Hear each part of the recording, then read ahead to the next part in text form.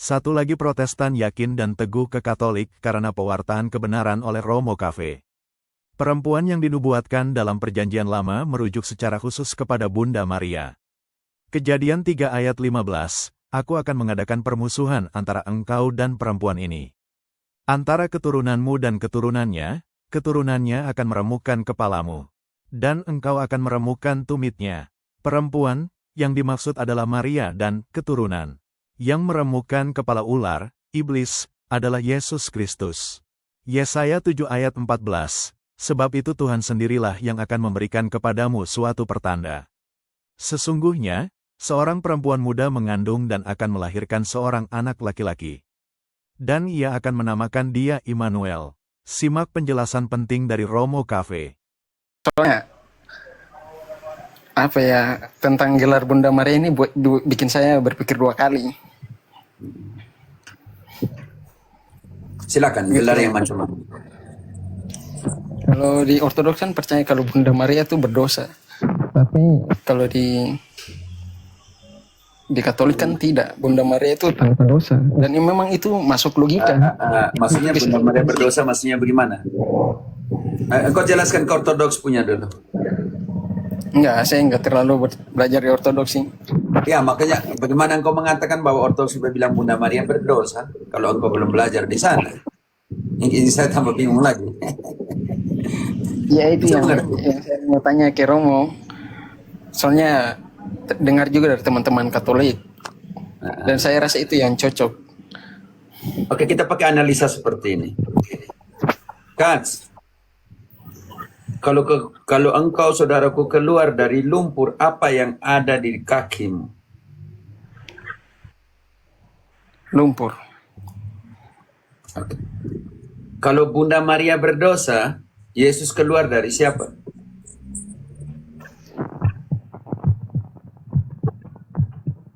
Betul, itu betul Romo. Itu nggak bisa dibantah. Ya, kita pakai analisa itu, gampang sekali analisa. Kita mulai dari sini, oke. Jadi yang pertama, kekudusan manusia tidak bisa dilihat dari kacamata manusia dulu, oke? Iya. Karena prosesnya begini, siapa yang menguduskan itu yang pertama. Bisa mengerti? Iya, bisa. Contoh kecil nih, kita ambil contoh sampelnya dengan kekudusan para imam Yahudi, oke? Iya. Irlin, engkau bantu dulu di Imamat 21 ayat 8. Kekudusan imam bukan bergantung kepada umat, tetapi bergantung kepada siapa yang menguduskan. Oke. Imamat 21 ayat 8, dan kamu harus menganggap dia kudus, karena dialah yang mempersembahkan santapan Allahmu. Ia harus kudus bagimu sebab aku, Tuhan, yang menguduskan kamu adalah kudus. Kaks, berarti kekudusan para imam Yahudi, baca ayat 1 bagian pertamanya dulu. Turun ke sana supaya kita bawa itu para imam. Tuhan berfirman kepada Musa, berbicaralah kepada para imam, anak Harun, dan katakan kepada mereka. Cukup. Berkatalah kepada para imam anak Harun. Lalu sekarang Allah mengatakan kepada orang Israel, ayat 8-nya. Kamu umat Israel harus menganggap para imam apa? Baca dulu. Dan kamu harus menganggap dia kudus, karena dialah yang mempersembahkan santapan Allahmu. Ia harus kudus bagimu sebab aku, Tuhan, yang menguduskan kamu adalah kudus. Karena itu, siapa yang menguduskan para imam dalam kasus ini? Tuhan. Dan orang Israel harus memandang imam sebagai orang kudus. Bukan karena umat Israel, melainkan Allah yang menguduskan para imam. Kita ambil contoh sampel di sini ya. Sampel di sini. Masuk Romo. Kalau begitu, kasus Maria bagaimana? Kasus dengan Bunda Maria bagaimana? Nah, itu yang saya setuju Romo. Makanya saya mau jadi orang Katolik. Nah, karena itu kasus Maria bagaimana? Kekudusan Maria bukan bergantung kepada manusia. Melainkan bergantung kepada siapa yang menguduskannya. Dengan Allah. cara seperti apa Allah menguduskan Maria? Dengan Iya, benar, ada benar. di dalamnya. Lukas 1 ayat 35, ayat 25, ayat 35, bantu dulu di situ ide saya. Engkau lari di 1 Yohanes, yang satunya 1 Yohanes 3 ayat 5. Sekarang kita baca dulu yang di Lukas 1 ayat ke-35. Kekudusan Maria harus dipandang dari kristologi. Mariologi, omong tentang Maria, harus dipandang dari sudut pandang Kristus. Oke, sekarang yang ada di dalam Bunda Maria itu kudus atau tidak? Kita bantu Lukas 1 ayat 35. Jawab malaikat itu kepadanya, Roh Kudus akan turun atasmu dan kuasa Allah yang maha tinggi akan menaungi engkau. Sebab itu, anak yang akan kau lahirkan itu akan disebut kudus, anak Allah. Kalau seandainya dalam kondisi manusia, berarti Yesus harus berdosa atau tidak, Kaks?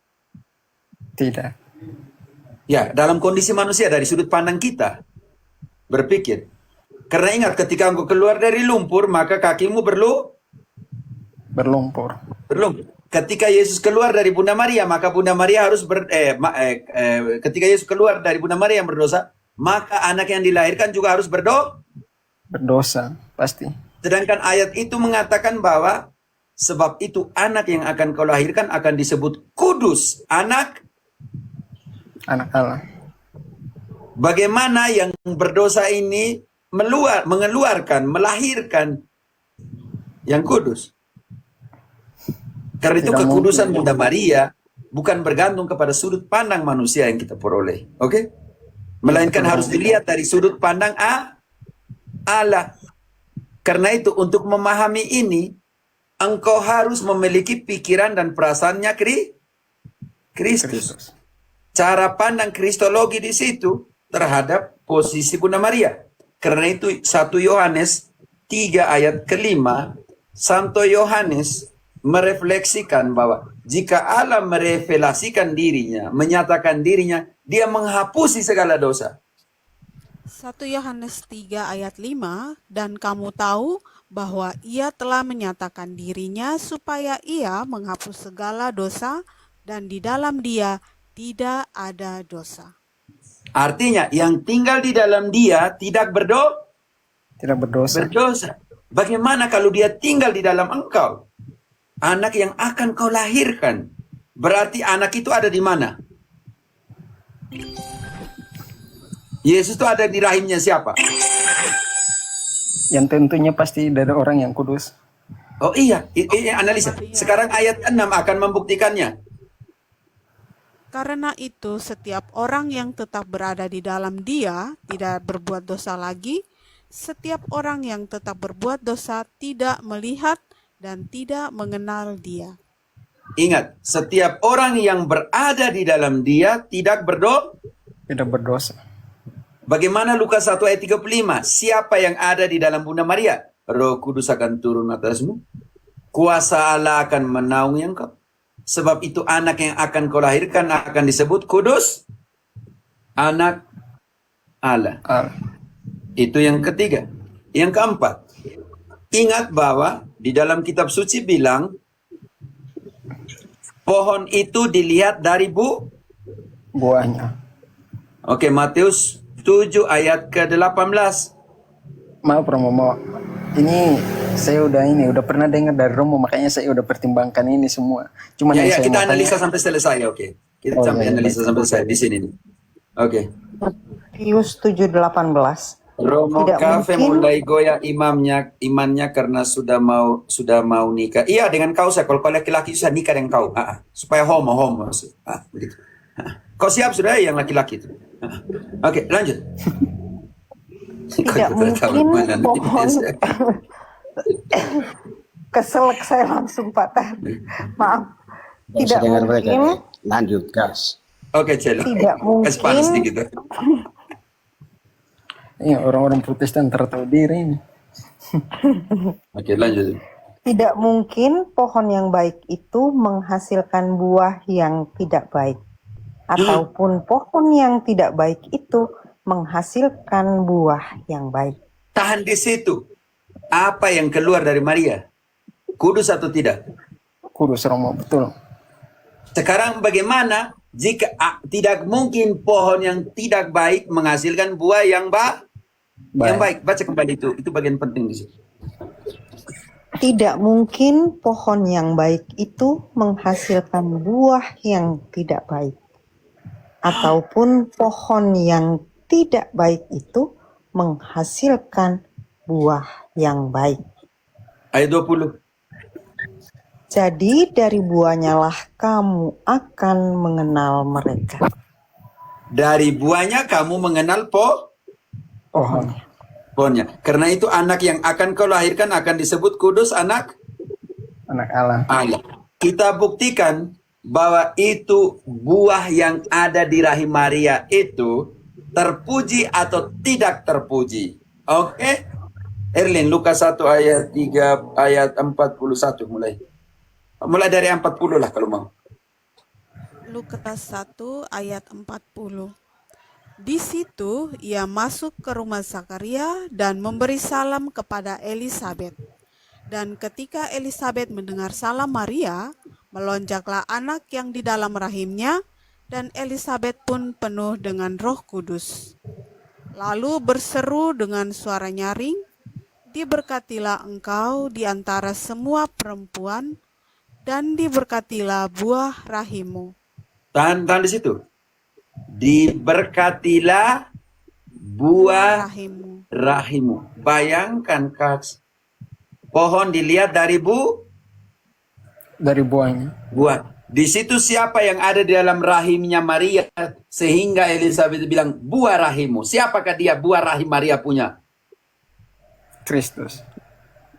Kalau begitu, pohon dilihat dari buahnya. Ketika buah yang ada di rahimnya Maria adalah kudus, maka pohon itu pun harus kudus. Perkara selesai. Ya betul Romo, betul. Besok saya jadi orang Katolik, besok saya mau ke gereja dulu. Kau ke gereja dulu Kau lihat baik-baik. Sekarang yang kedua. Engkau kan Protestan. Pendeta-pendeta dong pergi ke tanah suci. Ya benar. Itu Romo Mereka sudah bilang sering tanah suci. Iya benar. Kenapa disebut tanah suci? Karena bekas Tuhan ada di situ. Lalu sekarang kalau rahim yang Tuhan pernah 9 bulan, tangan yang pernah menggendongnya, susu yang pernah menyusuinya, yang mengajarinya berjalan, yang memandikannya, kalau tanah saja yang dia injak kudus, bagaimana dengan Romo, itu sangat nancap sekali Romo. Bayangkan tanah yang, contohnya nih, kalau Yesus datang malam ini ke kau punya rumah dan engkau pinjamkan kau punya kursi dan Yesus duduk di situ, apa yang kau buat dengan kursi itu? Cium kursi pasti. Baik perlu kursi Tuhan kau pernah duduk di sini. Bagaimana dengan perempuan, ibu yang rahimnya dikatakan terpujilah engkau di antara wanita dan terpujilah buah rahimmu. Rahimmu disebut juga. Ya betul Romo. Bagaimana? Karena itu kekudusan Maria harus dilihat dari kekudusan Kristus.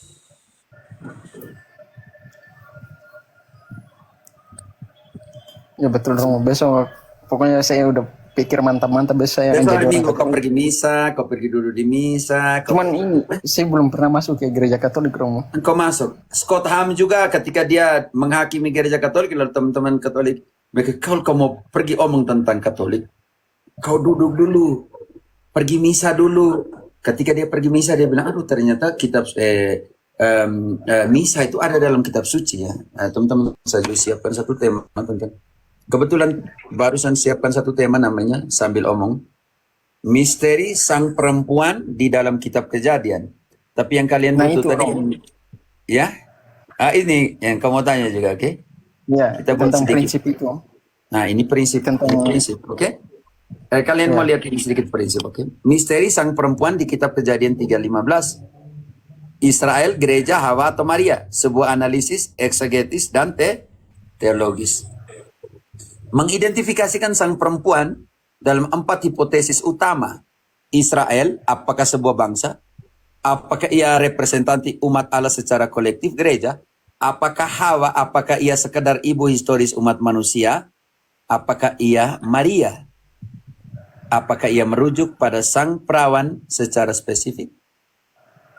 Melalui satu perempuan dosa masuk ke dunia. Analisa kitab Kejadian, oke. Dalam ketika Hawa oke. Melalui satu perempuan dosa masuk ke dunia, bukan melalui sebuah bangsa, ingat. Ingat itu, oke? Siapa yang digodai di dalam Kejadian 3? Kaks. Hawa. Siapa yang berbicara dengan ular atau iblis atau malaikat? Ide saya bantu dulu. Kejadian 3 atau Irlin, engkau siap engkau siap Lukas 1 ayat 26. Kita lihat langsung pembanding di sini, oke? Iya betul Romo. Kejadian 3 ayat 15 itu. Ya, sebelum ke 3:15 kita lihat di sini siapa yang berbicara dengan siapa. Oke. Perempuan yang berbicara dengan setan. Setan itu adalah malaikat yang dibuang dari surga. Oke, di dalam kitab Yesaya 14:12 sampai dengan 15 kita bisa temukan itu setan yang dibuang dari surga karena dia mau sama dengan Tuhan Allah. Oke, kita lihat di sini Kejadian 3 ayat ke-1 mulai. Ya. Adapun ular ialah yang paling cerdik dari segala binatang di darat yang dijadikan oleh Tuhan Allah. Ular itu berkata kepada perempuan itu, tentulah Allah berfirman. Tahan Tahan dulu. Ular setan, ular ini siapa? Bantu dulu, oke? Irin, sebelum engkau ke Lukas, engkau ke Wahyu 12 ayat ke-9. Siapakah ular itu? Oke, supaya kita tahu sedikit. Oke, Kaks? Ya, Romo. Wahyu 12 ayat 9. Siapakah ular itu? Dan naga besar itu, si ular tua yang disebut iblis atau Satan, yang menyesatkan seluruh dunia, dilemparkan ke bawah. Ia dilemparkan ke bumi bersama-sama dengan malaikat-malaikatnya. Berarti dia juga malaikat yang dilemparkan atau tidak? Kaks, ya ayat yang baru-baru dikatakan. Ular itu iblis atau Satan bersama dengan malaikat-malaikatnya. Artinya dia juga bagian dari malaikat yang diusir, yang dibuang dari surga atau tidak? Iya benar. Oke, benar kalau kita bisa baca di Yesaya, tapi tidak usah ke sana. Sekarang kita kembali ke Kejadian. Siapa yang berbicara dengan siapa IDC? Perempuan ini berbicara dengan Iblis. Iblis itu malaikat yang tidak Tidak setia lalu dibuang. Oke, sekarang kita lihat perempuan di dalam kitab Perjanjian Baru, kalau di Kejadian omong dengan iblis, dengan malaikat yang dibuang. Apakah perempuan yang sama untuk membuktikan Kejadian 3:15 berbicara dengan malaikat atau tidak? Lukas 1 ayat ke-26. Lukas 1:26, dalam bulan yang ke-6, Allah menyuruh malaikat Gabriel pergi ke sebuah kota di Galilea bernama Nazaret, kepada seorang perawan yang bertunangan dengan seorang bernama Yusuf dari keluarga Daud. Nama perawan itu Maria. Tahan dulu. Kaks, di kitab Perjanjian Baru di Lukas itu, perempuan berbicara dengan seorang malaikat atau tidak? Iya benar Romo. Tetapi malaikat itu diutus oleh Oleh Allah. Berbeda dengan Kejadian 3, malaikat itu yang namanya Iblis. Iblis. Atau Satan. Sekarang bisa mengerti pelan-pelan di sini, oke? Iya Kita, Romo. oke. Untuk menemukan kebenarannya kita harus membedah teks asli, oke? Proto-Evangelium, Injil pertama dan Orakulo de Jahwe di dalam Kejadian 3:15, aku akan mengadakan permusuhan antara engkau dan perempuan ini, antara keturunanmu dan keturunannya. Keturunannya akan meremukan kepalamu dan engkau akan meremukan tumitnya. Garis bawahi kata yang digarisi huruf kuning. Penting sekali untuk mengerti di situ. Firman langsung dari Allah, sebuah nubuat profetik diucapkan dengan penuh kehikmatan. Karena itu dinamakan Orakulo de Jahwe. Karena aku di sini digunakan kata Aku. aku. Jawe, inti keselamatan, teks yang mengandung seluruh kekuatan dan daya penyelamatan dari Allah. Dua tokoh tak terpisahkan hadir secara profetik dalam teks ini. Sang penebus dan bundanya. Ingat ini. Antara keturunanmu, berarti keturunan dari perempuan ini. Omong dua pribadi penting sekali. Yaitu penebus dan ibu dari Penebus. Penyelamat dan ibu dari penyelamat. Oke, penting sekali. 4 aktor dalam drama keselamatan dalam Kejadian 3:15 ya teman-teman. Ular, ingat baik-baik situ, yang di Wahyu telah kita baca. Identitas simbol mutlak iblis atau setan. Bukti teks Kebijaksanaan 2:24, oleh dengki iblis mau masuk. Oleh dengki ya. Yohanes 8:44, pembunuh sejak awal mula. Wahyu 12 ayat 9, naga besar, ular tua, setan atau satanas, atau iblis. Sang perempuan, identitas tokoh sentral dihadapkan secara langsung dengan sang ular.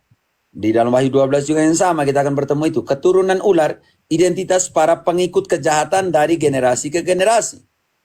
Keturunan perempuan, identitas keturunan yang dijanjikan akan membawa keselamatan dan menghancurkan ular.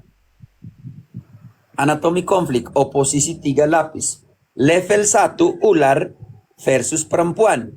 Permusuhan awal yang ditetapkan Allah. Penting sekali teman-teman supaya bisa analisa teksnya baik-baik. Level 2, keturunan ular. Ingat, ular dan perempuan. Sekarang level 2, tingkatan kedua, keturunan ular dan keturunan perempuan. Pertempuran antar generasi secara kolektif. Ingat baik-baik. Sekarang kita ke level 3. Ular, sang ular dan sang keturunan. Ingat, di sini digunakan singular. Sang ular personal, sang keturunan singular. Dia tidak omong tentang keturunan-keturunan. Oke, dia menggunakan satu kata singular, keturunan. Konfrontasi puncak. Ini penting sekali. Antagonisme kolektif ini pada akhirnya memuncak menjadi konfrontasi tunggal. Pertempuran diputuskan oleh satu keturunan konkret yang akan meremukan kepala sang ular. Oke, ingat di sini. Antara keturunanmu dan keturunannya. Level 2. Keturunannya akan meremukan kepalamu dan engkau akan meremukan tumitnya. Dia tidak lagi pakai keturunan-keturunan. Ini penting sekali untuk memahami itu. Berarti apa yang terjadi? Exegesis, misteri, Hasia, sang perempuan. Konteks subjek. Merujuk pada subjek yang sedang dibicarakan dalam teks. Hawa secara literal. Tidak ada masalah. Oke? Makna kolektif. Penggunaan tata bahasa umum untuk merujuk pada sebuah kelompok secara luas. Makna profetik. Digunakan untuk merujuk pada seseorang yang belum dinamai, tetapi sudah ada dalam pikiran pembicara Allah. Karena itu di dalam Lukas 1 ayat 26-27 akan menemukan namanya. Nama perawan itu Maria. Sedangkan di sini di Kejadian 3:15 hanya kita tahu konteksnya Hawa, oke? Tetapi perempuan yang lain ini kita tidak tahu. Belum ada nama di situ. Ada di yang kita namakan makna profetik. Dalam genre literatur profetik nubuat, artikel H menandakan bahwa Allah sedang memikirkan seseorang perempuan spesifik di masa depan, bukan sekedar Hawa historis. Karena itu nanti di dalam nubuatan 500 tahun sebelum kedatangan Yesus, di dalam Yesaya 7 ayat 14, Allah sendiri akan menunjukkan, tetapi belum pergi untuk mengetahui namanya. IDC bantu Yesaya 7:14. Kembali lagi nanti siapkan Lukas 1 ayat 26 Irlin. Sekarang ke Yesaya. Ingat baik-baik. Artikel lain menandakan bahwa Allah sedang memikirkan sosok perempuan secara spesifik. Kita nanti bandingkan di dalam 500 tahun sebelum kedatangan Yesus. Dinubuatkan oleh Yesaya. Sebab itu Tuhan sendirilah yang akan memberikan kepadamu suatu pertanda. Poin penting di Sesungguhnya, situ, poin penting. Tuhan sendiri akan memberikan sebuah tanda. Sekarang Kaks, engkau harus tahu. Mau tahu tandanya apa? Sebentar, tadi Yesaya berapa, Romo? 7:14. Sekarang 7:14. akan kita, Tuhan sendiri akan memberikan sebuah tanda. Sekarang kita lihat tandanya apa. Lanjut, Ida. sesungguhnya seorang perempuan muda mengandung dan akan melahirkan seorang anak laki-laki, dan ia akan menamakan dia Immanuel. Wow. Kita lihat di Matius dulu. IDC yang kau lari ke Matius 3. Matius 1 ayat 1 ayat 23. Di situ kita akan masih menemukan, karena Matius ditulis untuk orang Israel diaspora, maka di situ dia harus menggunakan kata yang sama, perempuan muda, tapi dia tidak menggunakan kata perawan. Nanti Lukas menggunakan kata perawan karena Lukas membacanya dalam Yunani, dalam Septuaginta. Sesungguhnya anak darah itu akan mengandung dan melahirkan seorang anak laki-laki, dan mereka akan menamakan dia Immanuel, yang berarti Allah menyertai kita. Sekarang yang ada di pikiran Allah itu sudah punya nama di Lukas. Disitulah malaikat memberikan nama.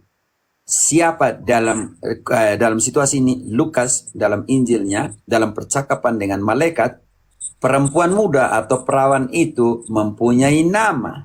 Erlin, namanya siapa?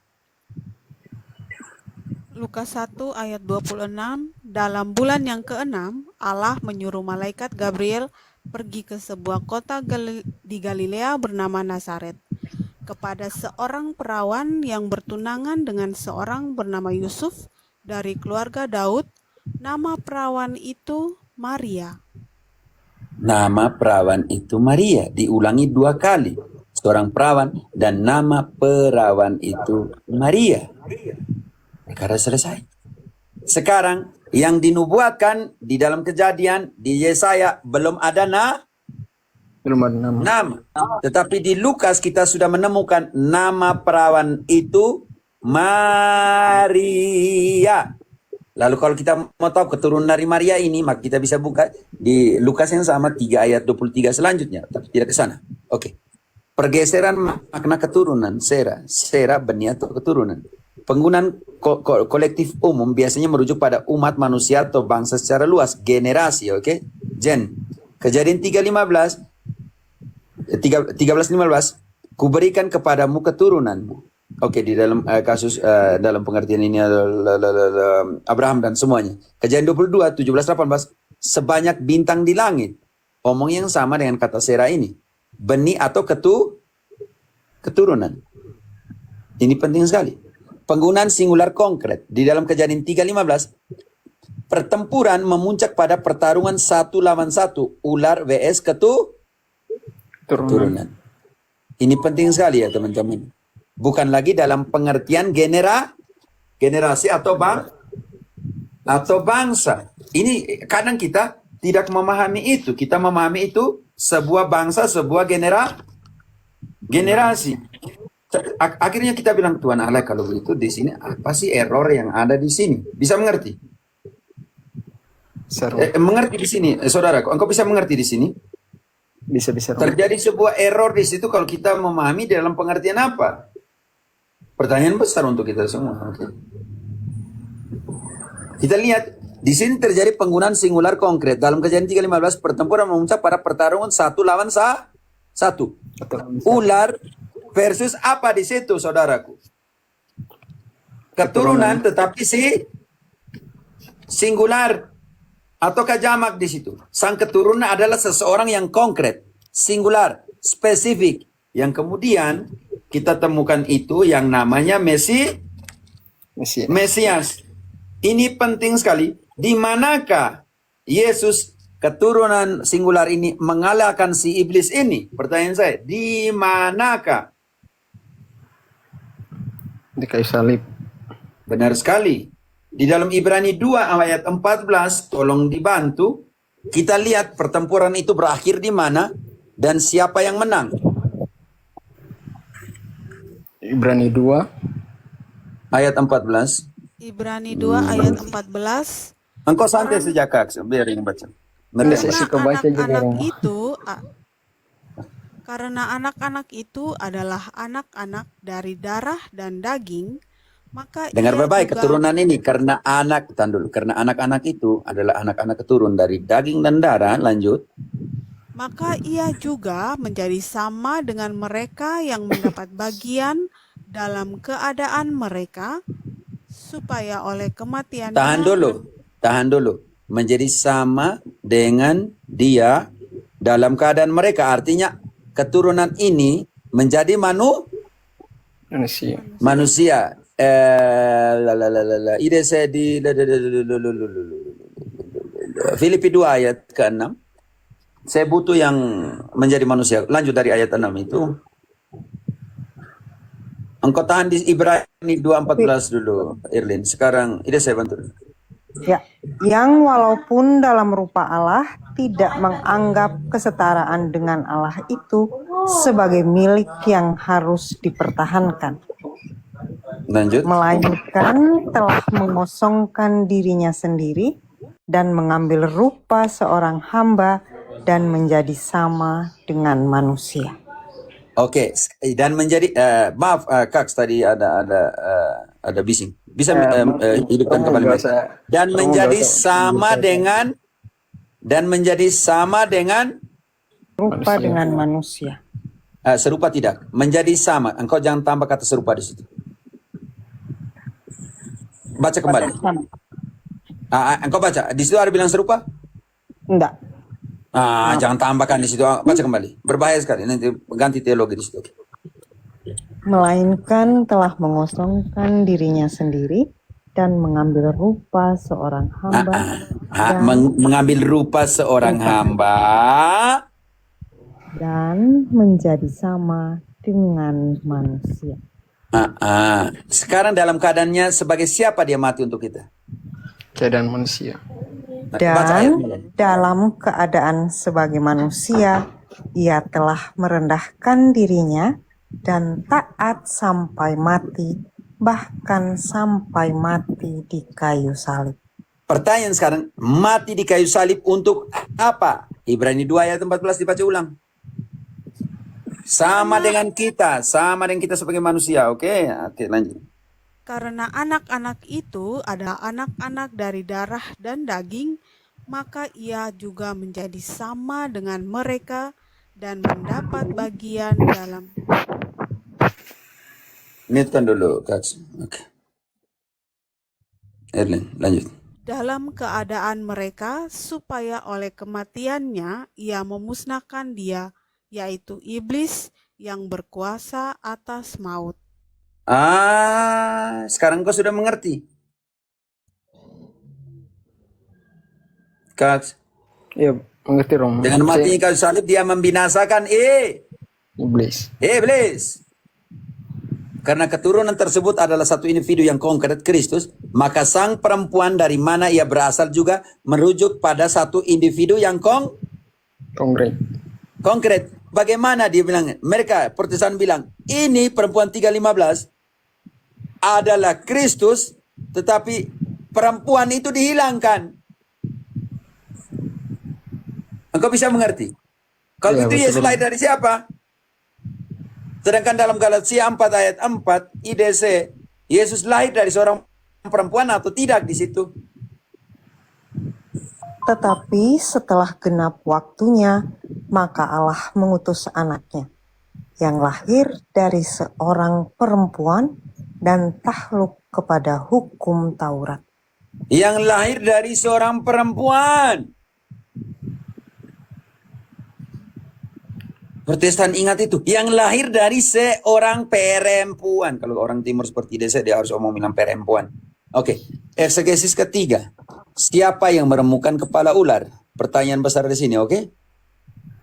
Di sini kalian siap bantu dulu satunya Roma 16:20. satunya Wahyu 12 ayat ke-17, tapi jangan dulu baca.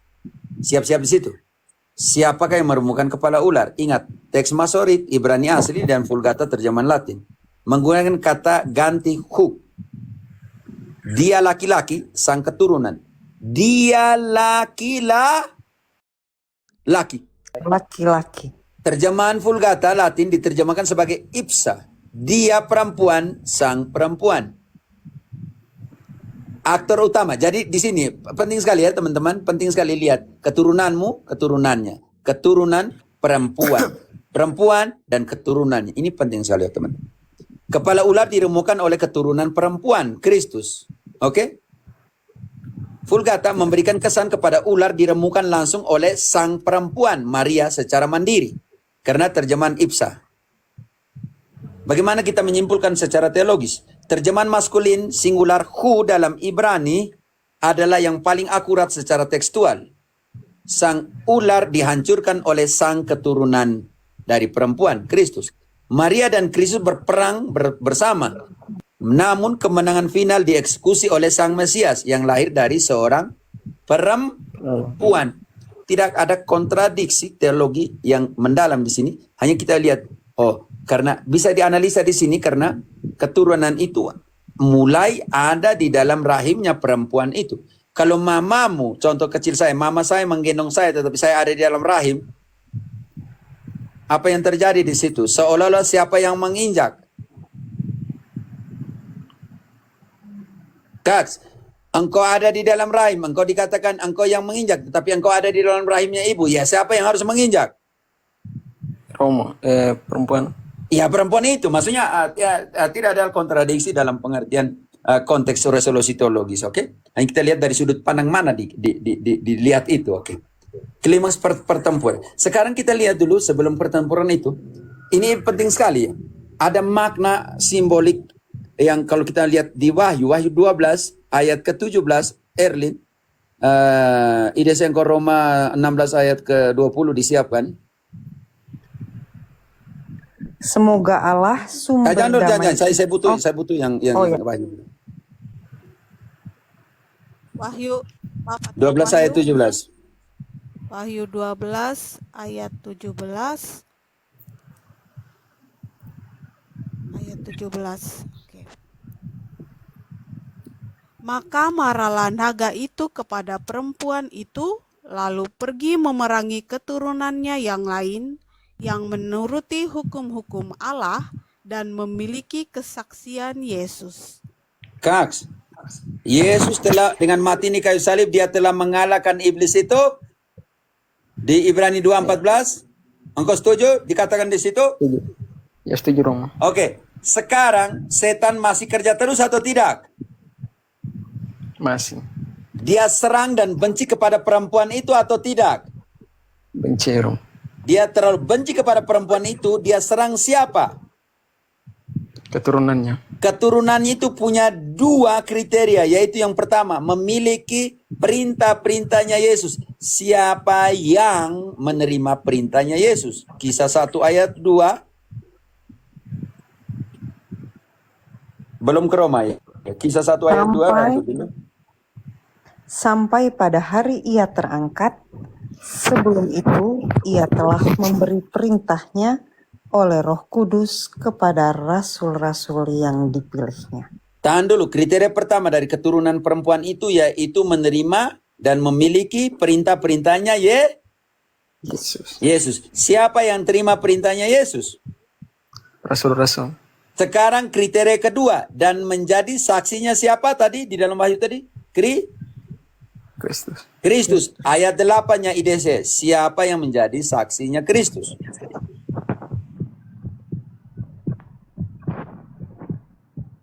IDC lari ke 8. Astaga Pater, maaf saya ke-mute, sudah baca tadi, maaf. Tetapi kamu akan menerima kuasa kalau Roh Kudus turun ke atas kamu.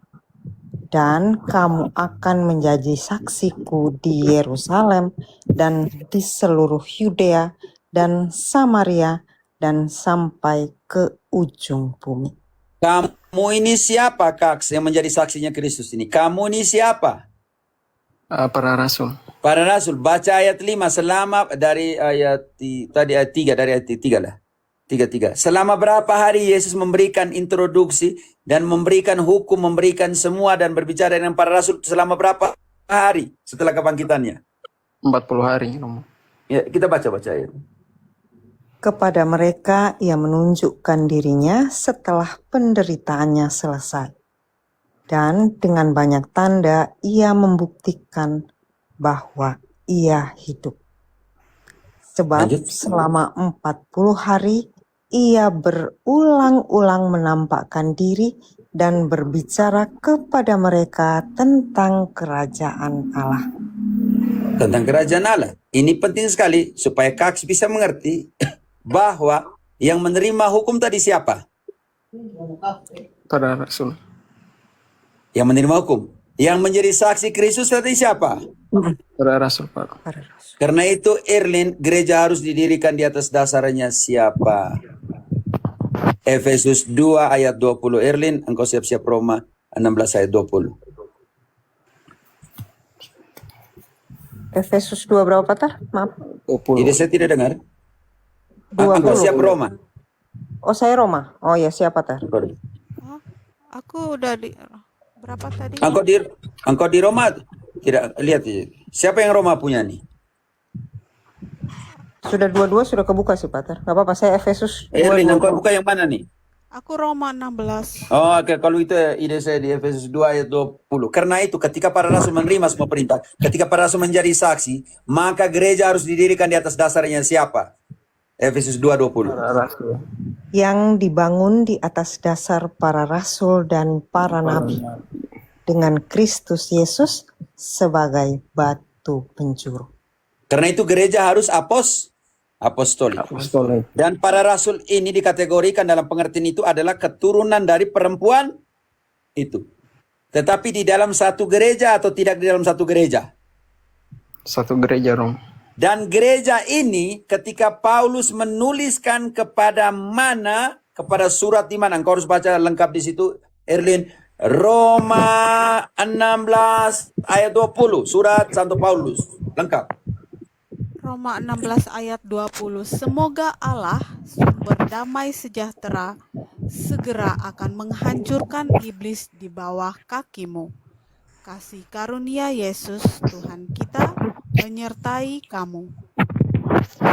Kaks, lanjutkan itu tidak menghancurkan, meremukan iblis di bawah kakinya. Siapa yang meremukan? Tuhan. Tapi menaruhnya di bawah kakinya Roh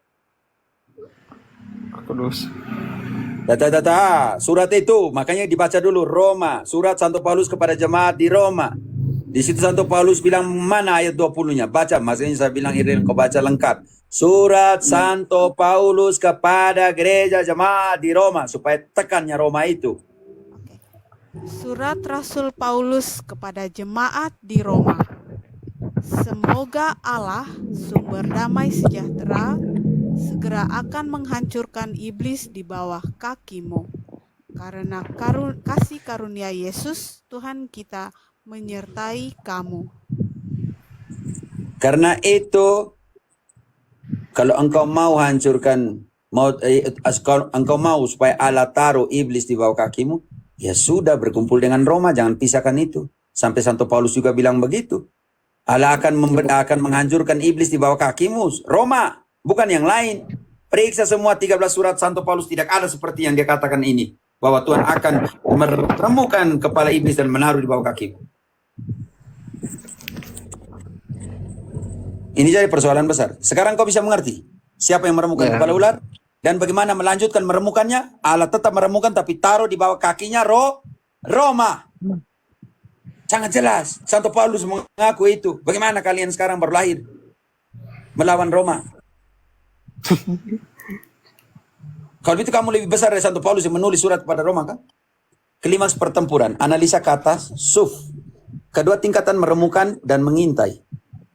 Diterjemahkan dari akar kata Ibrani yang sama, shuf, yang berarti gerakan menerkam. Namun kualitas dan hasil dari tindakan ini secara esensial berbeda. Meremukan, aplastara, berarti yang tadi yang digunakan yang sama di dalam Roma 16:20. Tindakan serangan yang sukses dan mematikan. Kristus secara definitif menginjak kepala ular, sebuah kemenangan absolut. Mengintai dan mematuh, tugasnya ular kan? Enggak bisa mengerti. Iya, iya.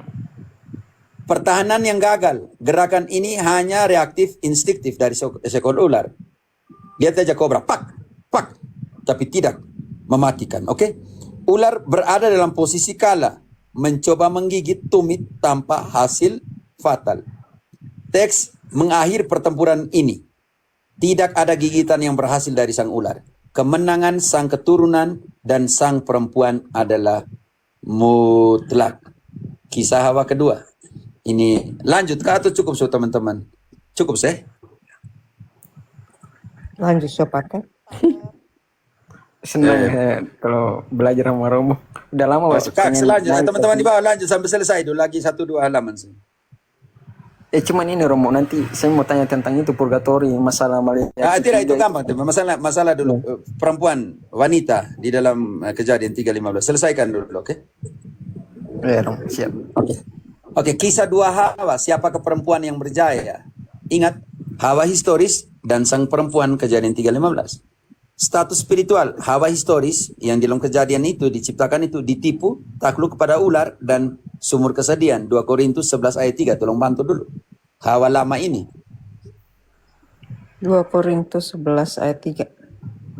Tetapi aku takut kalau pikiran kamu disesatkan dari kesetiaan kamu yang sejati kepada Kristus. Sama seperti Hawa diperdayakan oleh ular itu dengan kelicikannya. Artinya setan dengan kelicikan itu memperdayakan Hawa historis. Sekarang Sirak 25-24. Erlin, engkau engkau Kejadian 3:16. Serlin. Erlin, engkau Kejadian 3:16 karena kita tadi konsisten 3:15 tapi 3:16. Ke Sirak 25 ayat 24. Tidak sih. Putra Sirak. Dapat tidak? Dampak Sirak pada dunia 24. teman-teman. Status spiritual iblis macam memperdayai perempuan Hawa itu sangat jelas dalam 2 Korintus 11:3. Sekarang dampak pada dunia apa yang terjadi? Semuanya itu ialah kitab perjanjian dari Allah yang Maha Tinggi. Taurat yang diperintahkan Musa kepada kita sebagai sebagai pusaka bagi seluruh gereja Yakub. Nona Sirak, kau baca di mana? Sirak 24-23 kan Pak? Iya, 25-24. Oh iya. 25-24. Permulaan dosa dari perempuan dan karena dialah kita sekalian mesti mati. Hanya karena saya tidak mau. Saya tidak mau merusakkan martabat perempuan. Oke, lanjut. Biarlah saya menanggung semuanya. Permulaan dosa dari siapa? Baca dulu.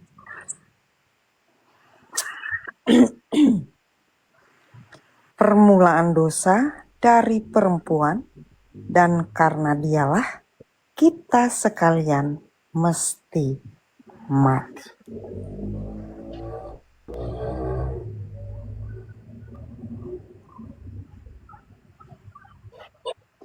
Baca kembali dengan penuh iman.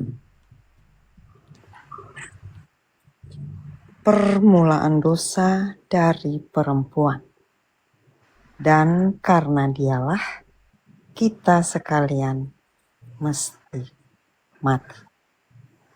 Jangan sampai kau baca kita yang Irin, saya engkau baca engkau jangan sampai ini ide saya tipu nih. Saya tidak mau, saya butuh terjemahan lain dulu. Saya pakai ini Alkitab Protestan. No. Engkau pakai Protestan, mungkin Protestan bilang laki-laki, iya. coba kau baca. Iya, coba baca. Putra Sirak 25-24. Jangan sampai salah. Berapa tadi Romo? Bukan harus mati, maksudnya karena dosa membawa kematian, itu yang dimaksud. Oke. Oke, versi lainnya mau. Saya ada versi lain. Versi lain, oke. Oke. Versi Protestan punya. Sirak 25-24 ya. Ya. Yo. Oke. Saya pakai versinya KSKK, Kitab Suci Komunitas Kristiani yang EPK. Oke, Sirak 25 24. Kamu tertawa mana ide saya? Kamu jangan tertawa. Oke, di sini dituliskan karena dosa mulai dengan perempuan dan kita semua mati karena warisan seluruh umat Israel. Itu. Batuk, maaf. Ide berarti benar. Saya pikir ide saya tipu. Ide saya baca terakhir. Yang terakhir, dampak kepada dunia.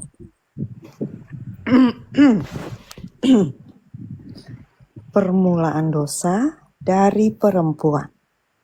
Dan karena dialah kita sekalian mesti mati.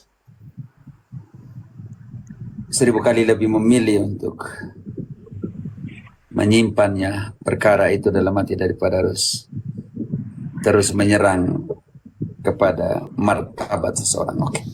Dampak pada dunia sangat jelas. Ingat, kita masih lihat di dalam Hawa historis. Oke. Hukuman dan janji. Kejadian 3:16, Irlin. Janji dan hukuman.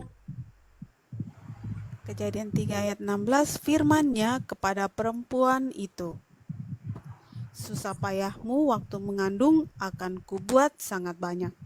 Dengan kesakitan engkau akan melahirkan anakmu, namun engkau akan berahi kepada suamimu dan ia akan berkuasa atasmu. Jangan, cukup. Oke, sekarang kita status perempuan dalam Kejadian 15. Kita baca pelan-pelan. Status spiritual. Berjaya penuh kemenangan menghancurkan kuasa ular. Dampak pada dunia. Sumber lahirnya Sang Mesias dan jalan keselamatan. Keturunanmu akan menghancurkan. Hukuman dan janji. Menerima janji kemenangan absolut. Turun ke ayat 15 bagian 1 cukup. Erlen. Aku akan mengadakan permusuhan antara engkau dan perempuan ini, Lanjut.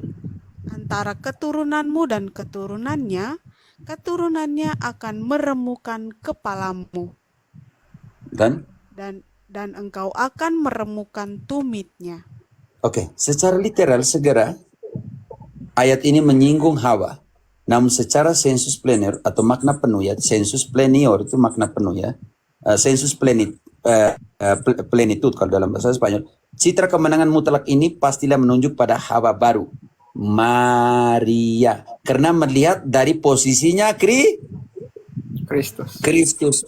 Di dalam Ibrani 2 ayat 14 tadi, siapa yang mengalahkan iblis dengan mati di salib? Kristus. Artinya di dalam Kejadian 3:15 ini, perempuan ini kalau begitu dia melahirkan sang penginjak penghancur kepala ular iblis, maka perempuan ini tidak lain adalah Maria. Ya. Perkara selesai. Dekingares dan lain sekalian yang mau belajar datang tuh. Makna permusuhan, enemistad dalam bahasa Spanyol, minta maaf. Aku akan mengadakan permusuhan. Engkau dengar ayat itu tidak tadi? Permusuhan. Ya, Rom. Kejadian 3 Antara ayat engkau 15. dan perempuan ini. Yang pertama, kata permusuhan adalah poros dari seluruh argumen teks ini. Makna permusuhan. Permusuhan tidak sempurna. Permusuhan kolektif antara keturunan fisik manusia secara umum melawan kejahatan moral di dunia. Manusia masih rentan dan bisa jatuh lagi ke dalam dosa atau tidak? Tidak. Manusia bisa jatuh dalam dosa. Bagaimana engkau tidak berdosa? Oh, manusia Masih. ini merujuk ke universal. Berarti permusuhan tidak sempurna, tetap berlanjut, oke? Ya. Kedalaman. Sekarang ini hanya kita lihat di permukaan, sekarang kedalamannya. Permusuhan sempurna dan total. Permusuhan singular dan personal, makna seperti Kristus memiliki permusuhan absolut terhadap dosa. Sang perempuan Maria dikarunia permusuhan yang mutlak, penuh dan tak tertandingi terhadap iblis sejak awal keberadaannya. Paralelisme ini ditegaskan oleh Paus Pius ke-9 dalam Infabilis Deus sebagai dasar biblis dari ketidakberdosaan Immaculata Maria. Konfirmasi magisterium. Encyclic Redemptoris Mater.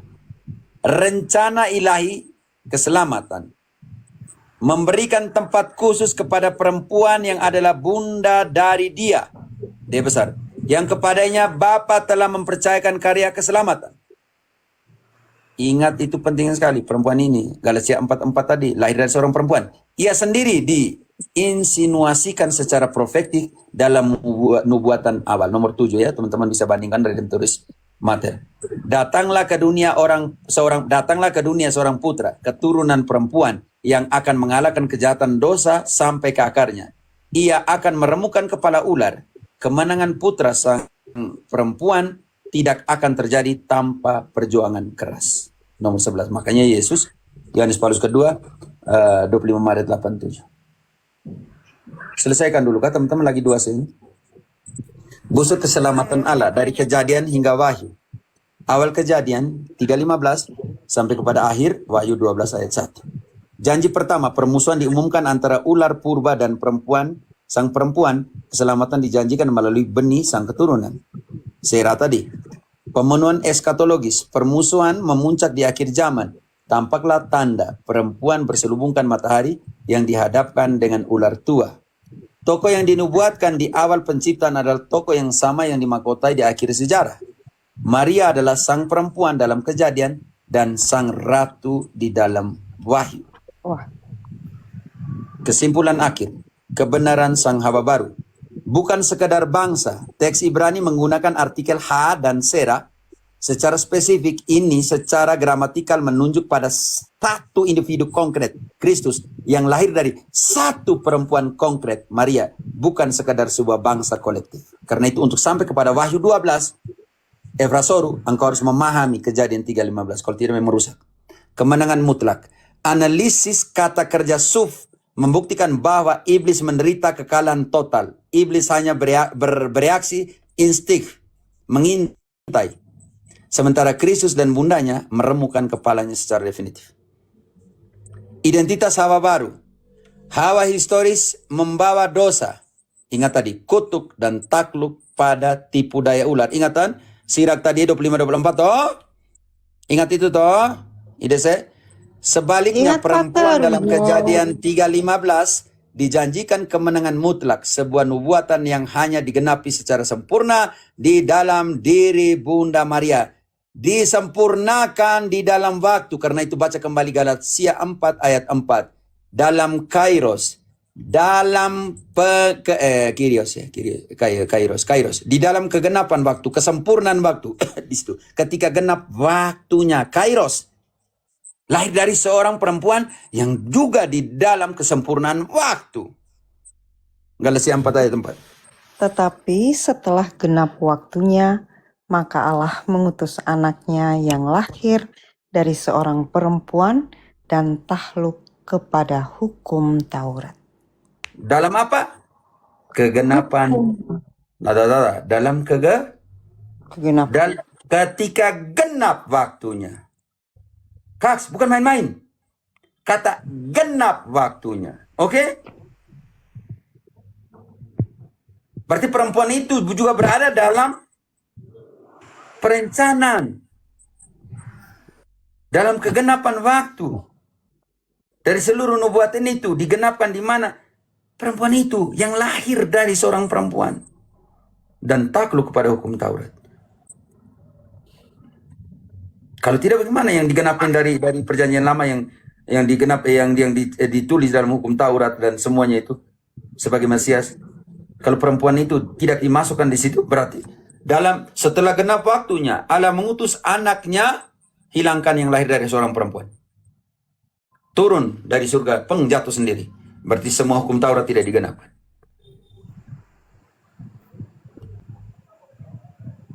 Begitu Kak? Ya betul Romo.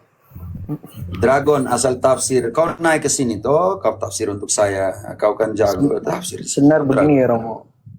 Romo maaf saya cerita sedikit. Saya membaca kitab suci sampai selesai, cuman saya nggak ngerti ini cara tafsirnya nih gimana sih, ini arahnya kemana. Nah, saya nonton video Romo, baru saya mengerti, oh ternyata begini. Akhirnya bukan Katolik yang suruh kau jadi Katolik dari Protestan ya. Carilah kebenaran, dan kebenaran akan membebaskanmu. Oke? Katolik tidak pernah memasakkan seseorang jadi Katolik. Oke? Ya betul Romo, betul. Oke? Ya. Cuman itu Romo, tentang satu lagi nih maaf, tentang purgatori Romo. Saya belum mengerti tentang Malaikat 3 itu sama 1 Korintus 3, 1 Korintus 4 juga itu. Oke, penting sekali. Yang pertama, prinsip dasar bahwa tidak bisa masuk surga masih Bernoda. Oke, baca dulu untuk dia Wahyu 21-27. Romo jangan panggil saya Kak X Romo. Wahyu Ya, kau bernama 21, Kaks ini, saya mau bilang apa? Harus panggil begini. Buka open cam dulu, open cam dulu. Masih Open cam anak-anak dulu. saya. Ya, makanya engkau punya nama siapa? Engkau nama Kaks Al-Ol. Itu saya bingung mau panggil. Bukan Saya nama Kak, Aldi. bukan Kak, tidak Kaks. Saya Engkau nama punya nama Aldi. saya. Siapa? Aldi. Waldi. Waldi, oke, Waldi. Aldi, Pater. Oke, Aldi. Wahyu 21-27, tetapi tidak akan masuk ke dalamnya sesuatu yang najis atau orang yang melakukan kekejian atau dusta, tetapi hanya mereka yang namanya tertulis di dalam kitab kehidupan anak domba itu.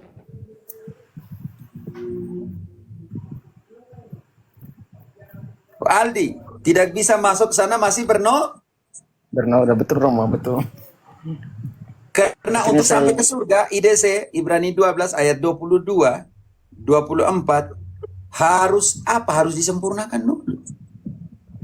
Tetapi kamu sudah datang ke Bukit Sion, ke kota Allah yang hidup, Yerusalem. Yerusalem surgawi, Ingat, Dan- sekarang siapa saja, tahan dulu. Siapa saja yang ada di surga? Oke, dan dan kepada beribu-ribu malaikat, suatu kumpulan yang meriah, dan kepada gereja anak-anak sulung yang namanya terdaftar di sorga, dan kepada Allah yang menghakimi semua orang, dan kepada roh-roh orang-orang benar yang telah menjadi sempurna.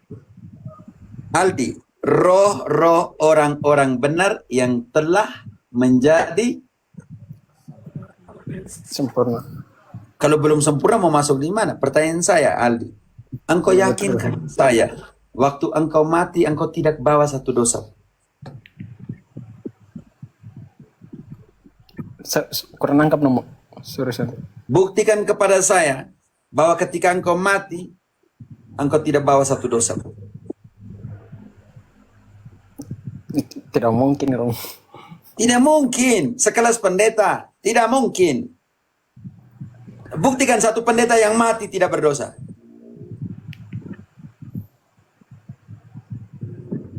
Ya betul Romo. Ada. Akhirnya terjawab semua saya punya rasa penasaran. semua. Makanya tahan dulu situ. Karena itu ketika kita mati, kita akan dihakimi.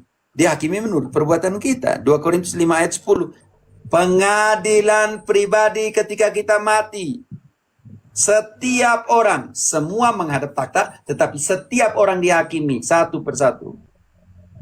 Ide saya engkau di 2 Korintus 5 ayat 10. Ide saya engkau 1 Korintus 3 mulai siap. 3 ayat 12 siap. Oke, sekarang kita kembali ke 2 Korintus 5 ayat 10. Setiap orang harus mengalami pengadilan pribadi. Sebab kita semua harus menghadap tahta pengadilan Kristus, supaya setiap orang memperoleh apa yang patut diterimanya. Tahan dulu. Semua orang menghadap takhta pengadilan Kristus. dan setiap orang, baca kembali, kata kunci di situ ya. Berarti kita semua menghadap ke sana, tetapi ada pengadilan pribadi di sini, oke? Sebab kita semua harus menghadap. Tahan dulu. Kata kunci. Kita semua menghadap takhta apa? Maaf, saya potong. menghadap tahta pengadilan Kristus, Koma, supaya Koma. setiap Ya, supaya kau jangan dulu, setiap- jangan. Erlin, kalau saya bilang koma, kau tahan dulu. Koma, supaya setiap orang yang memperoleh apa yang patut diterimanya sesuai dengan yang dilakukannya dalam hidupnya ini, baik ataupun jahat. karena itu iman saja tidak Tidak cukup. Aldi, karena akan dihakimi menurut Perbuatan Romo. sekarang kita yang namanya proses purifikasi itu seperti apa? Santo Paulus yang sama, ini saya 1 Korintus 3 ayat mulai dari 12, dia mulai 12 dia mulai bagaimana membedakan pekerjaan kita masing-masing dikomparasikan dengan apa? Entahkah orang yang membangun di atas dasar ini dengan emas, perak, batu permata, kayu, rumput kering atau jerami? Tahan dulu. Tahan dulu, ayat 13 tahan dulu. Engkau belum mengerti, Paulus membedakan dua konsep perbuatan. Yang bertahan seperti perak, emas, dan permata. Yang tidak tahan seperti jerami, kayu, dan rumput. Kita mau tahu nih, dijelaskan oleh ayat berikutnya. Ayat 13. Sekali kelak pekerjaan masing-masing orang akan nampak. Tahan dulu. Sekali kelak, apa di situ Aldi? Sekali kelak? Sebentar Romo, sebentar. Sekali kelak? Pekerjaan. Romo, bentar. Engkau udah dibaca ulang supaya dengar. Baik, saya Sekali baca ulang ya. kelak. Enggak dengar Bapak. Sekali kelak pekerjaan masing-masing orang akan nampak. Tahan dulu. Sekali kelak pekerjaan masing-masing orang akan nampak. Ingat 2 Korintus 5 ayat 10. Di hadapan Allah kita semua akan dihakimi secara pribadi menurut perbuatan kita baik ataupun buruk. Pekerjaan kita akan nampak. Bagaimana cara supaya pekerjaan itu dilihat dalam pengertian koridor penghakiman? Lanjut. Karena hari Tuhan akan menyatakannya. Sebab Kita tahu itu hari penghakim karena hari Tuhan akan menyatakan. Garis bawahi kata hari Tuhan, Irene, engkau siap, Malaki 3 ayat kedua. Oke, lanjut tidak sih? Sebab ia akan nampak dengan api dan bagaimana pekerjaan masing-masing orang akan diuji oleh api itu. Pekerjaan masing-masing akan diuji oleh apa? Oleh api itu. Api. Sekarang lanjut, nanti ada yang terbakar, ada yang tidak terbakar. Lanjut, yang tidak terbakar ini tidak masalah. Emas, perak, dan permata tidak ada masalah. Tapi yang terbakar ini, bagaimana dengan nasib dengan mereka yang terbakar? Lanjut. Jika pekerjaan yang dibangun seseorang tahan uji, ia akan mendapat upah. Jika pekerjaannya terbakar, ia akan menderita kerugian. Tetapi ia sendiri akan diselamatkan, tetapi seperti dari dalam api. Aldi, kau jelaskan. Masih diselamatkan di situ tidak? Tetapi ia, baca kembali ide saya. Tetapi engkau kata kunci di sini. Tetapi ia, Jika pekerjaannya terbakar, ia akan menderita kerugian. Tetapi ia sendiri akan diselamatkan, tetapi seperti dari dalam api. coba engkau tanya pendetamu. Ia akan. Dikatakan kata akan. Oke? Iya betul. Ia akan diselamatkan, tetapi seperti dari dalam Api. Kalau begitu api ini fungsinya untuk apa? Baru sekarang dijelaskan oleh Malaki 3 ayat 2. Malaki 3 ayat 2, siapakah yang dapat tahan akan hari kedatangannya? Ingat tadi hari Tuhan atau tidak? Ya, Aldi. benar Romo. Siapakah yang akan bertahan? Di hari kedatangannya, hari Tuhan itu. Lanjut, ia datang dengan apa? Seperti Dan apa? siapakah yang dapat tetap berdiri apabila ia menampakkan diri? Sebab ia seperti api tukang pemurni logam dan seperti sabun tukang penatu. Lanjut. Ia akan duduk seperti orang yang memurnikan dan mentahirkan perak, dan ia mentahirkan orang Lewi, menyucikan mereka seperti emas dan seperti perak, supaya mereka menjadi orang-orang yang mempersembahkan korban yang benar kepada Tuhan. Ya, betul Romo, kalau di Protestan kita tidak diajar itu. Ayat itu di-spill ya. Tidak akan disentuh. Makanya sekarang pertanyaan saya untuk engkau, tanyalah pendetamu lah. Bagaimana mereka akan diselamatkan tetapi seolah-olah dari dalam api, seperti dalam api apakah itu?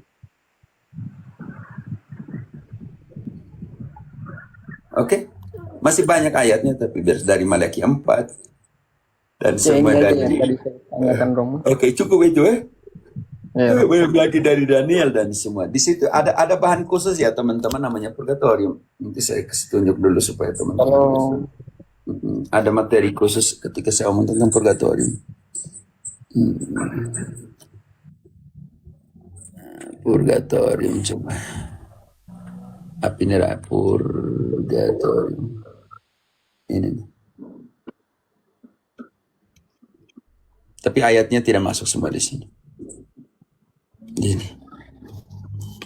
Landasan Alkitabiah api penyucian, sebuah panduan strategis dan analisis struktur untuk memahami pemurnian jiwa berdasarkan kitab suci. Oke?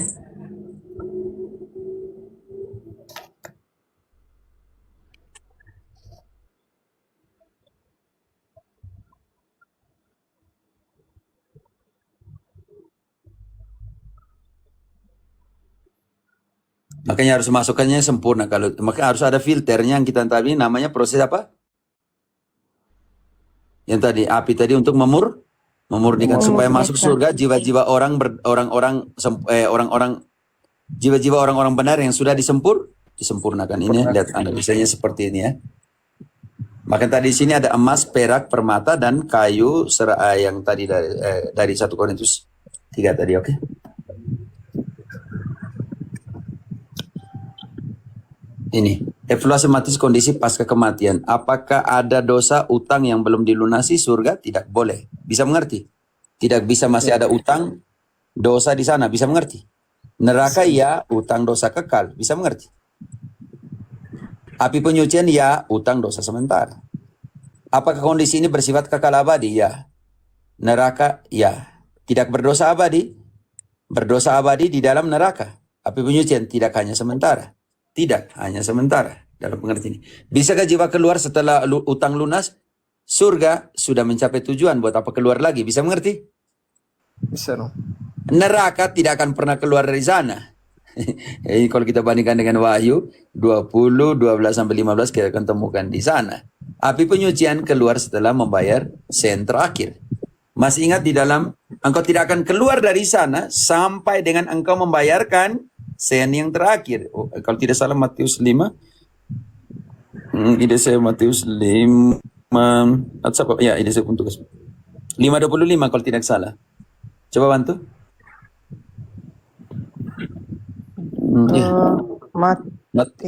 Matius 5 ayat 25. Segeralah berdamai dengan lawanmu, selama engkau bersama-sama dengan dia di tengah jalan, supaya lawanmu itu jangan menyerahkan engkau kepada hakim, dan hakim itu menyerahkan engkau kepada pembantunya, dan engkau dilemparkan ke dalam penjara. Oke, sekarang engkau tidak akan keluar dari penjara sampai apa? Lanjut. Aku berkata kepadamu, sesungguhnya engkau tidak akan keluar dari sana sebelum engkau membayar hutangmu sampai lunas. Kita sudah bayar semua ini, jangan tanya lagi.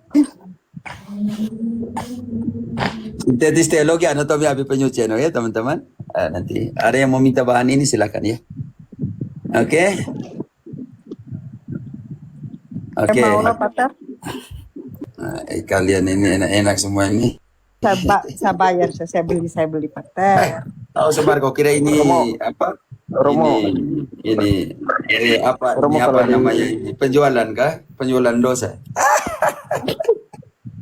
Romo Tapi kalau nanti saya dikasih minta Yesus lagi. itu dapat pelajaran ini enggak Romo? Ya. Saya masih cari lagi Zoom. Oke, nanti saya kalau dapat lagi Zoom gratis saya akan kembali lagi yang untuk mau yang barang-barang seperti ini, oke, sekolahnya.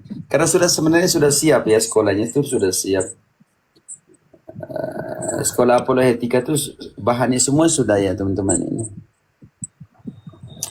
La la la la la la la la la la la la la la la. Kalau mau sekolah di gereja Katolik itu Tidak, harus sekolah dulu, dalam Romo. pengertian kalian bisa lihat kah atau tidak bisa lihat tuh? Bisa baca sedikit. Sonde. Jauh, Pater. Oke, ini formasinya ya. Formasi eklesiologi sudah. Tapi ini edisi 1 formasinya. Untuk apologi ada 10 tema di sini. Edisi 2 tuh banyak sekali dalam sekolah apologetika ya, teman-teman di sini. Alkitab tradisi sampai dengan Jom Kippur 1, Jom Kippur 2. Supaya paham betul. Setelah itu baru kalian masuk ke kursus kitab suci. Di sini semuanya sampai Wahyu, lalu edisi khusus surat Santo Paulus. Di sini kita akan lihat semua surat Santo Paulus seperti apa. Tetapi untuk sampai ke sini, kalian harus mengalami namanya pengantar ke kitab suci. Di sini ada 13 pengantar dari perjanjian lama sampai dengan perjanjian baru. Di sini yang kita namakan pengantar, contohnya kita buka satu nih. Nah, itu kalau kalian, ini. Jendela antara Alkitab dan kehidupan. Contohnya begini, 2 buku keberadaan kita tentang Alkitab. 4 fungsi praktis membaca Alkitab, oke? Anatomi perpustakaan ilahi. Contohnya membedah 46 perjanjian lama, fungsinya seperti apa, cara baca, peristiwa menjadi teks, bagaimana peristiwa menjadi teks, para penulis di balik lembaran suci, dimensi ruang waktu, di manakah ditulis, tempatnya apa. Oke teman-teman, seperti ini, oke? Kunci interpretasi membaca sesuai genre 1, genre 2. Genre itu jenis tata bahasa, oke teman-teman. Contohnya kita, ini yang satunya, metode membaca kitab suci penting sekali ya, hal-hal kecil begini ya. Seperti itu. Metode baca kitab suci. Poin ketiga, kita masuk sejarah keselamatan. Perjalanan sejarah Israel dari yang tadi kejadian ya. Dari bab 2 tadi tentang kejadian, sekarang bab 3 bagaimana mereka berjalan dari Mesir sampai ke tanah perjanjian, oke? Seperti ini. Setelah itu kitab Keluaran, dan itu akar dari kejadian 20 itu masuk di sini juga nanti. Keluaran 20 tentang 10 perintah Allah. Kejadian akar kekuatan dan kelemahan manusia, bagaimana manusia jatuh dan semua, oke? Tidak, ini tema 3, tema 4 tadi yang 3 dari 4 saya keliru. Kitab Keluaran, Keluaran gunung, ini proses kitab Keluaran dipahami bagaimana. Tolong di-mute dulu. Ide saya dan kawan-kawan mute dulu. Oke, ini bagaimana kita memahami kitab Keluaran. Ini bagaimana kita memahami kitab nabi-nabi, kanvas sejarah dan suara kenabian, anatomi seorang nabi, semua, oke? Sampaikan nabi mulai dari mana sampai di mana dalam pengertian itu. Oke, sekarang baru kita masuk kepada literatur kebijaksanaan, Mazmur dan lain sebagainya di sini. Kita akan memahaminya sedikit. Memang tidak mudah ya teman-teman. Satu presentasi sekitar 13 sampai 14 PowerPoint. Yesus dan misinya. Sekarang kita baru masuk ke perjanjian baru, oke?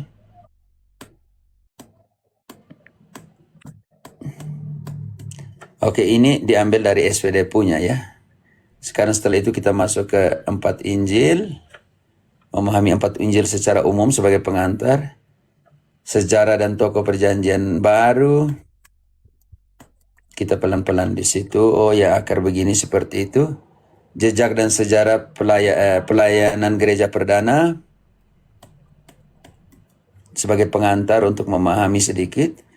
Paulus dan komunitasnya. Paulus, sang rasul, komunitas dan pilihan radikalnya. Oke, dari situ baru kita masuk ke Wahyu. Harus membuka tabir kitab Wahyu, seperti itu. Jadi teman-teman tidak mudah untuk sampai kepada tidak usah, nanti orang bilang sombong. Oke, tidak usah. Cuma teman-teman, oke.